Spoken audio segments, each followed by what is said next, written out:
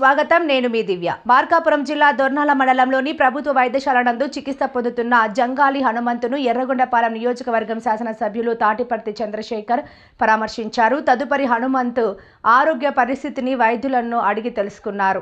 కుటుంబ సభ్యులతో దాడికి జరిగిన కారణాన్ని అడిగి తెలుసుకుని సంబంధిత అధికారులను చరవాణి ద్వారా తెలియజేశారు.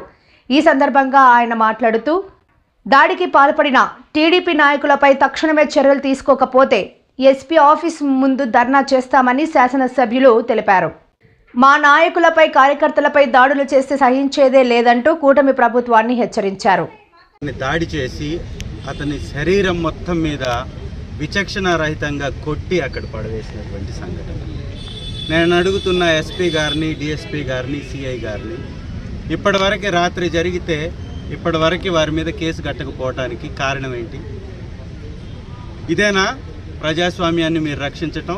ఇదేనా శాంతి భద్రతల్ని మీరు కాపాడడం? మందా సాల్మాన్ని చూసాం, కొట్టి చంపేశారు. ఇవాళ మళ్ళీ ఇక్కడ జంగా హనుమంత్ గారు తలకి గాయమై రాత్రి నుంచి కనీసం ఇక్కడ స్కానింగ్ మిషన్ కూడా లేదు. స్కానింగ్కి పంపించడానికి సూపరింటెండెంట్ గారు సెలవులో ఉన్నారు. హాస్పిటల్ల పరిస్థితులు ఏంటో, ఈ కూటమి పరిపాలనలో జరుగుతున్నటువంటి అరాచకాలు ఏంటో ఇంతకు మించినటువంటి ఉదాహరణ ఇంకొకటి లేనే లేదు.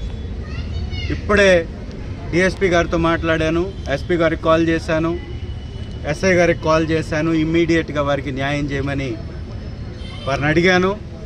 ఇమ్మీడియట్గా వారికి న్యాయం జరగకపోతే పెద్ద ఎత్తున వైఎస్ఆర్ కాంగ్రెస్ పార్టీ శ్రేణులతో వెళ్ళి ఎస్పీ గారి ఆఫీస్ ముందే కూర్చుంటాం. Thank you.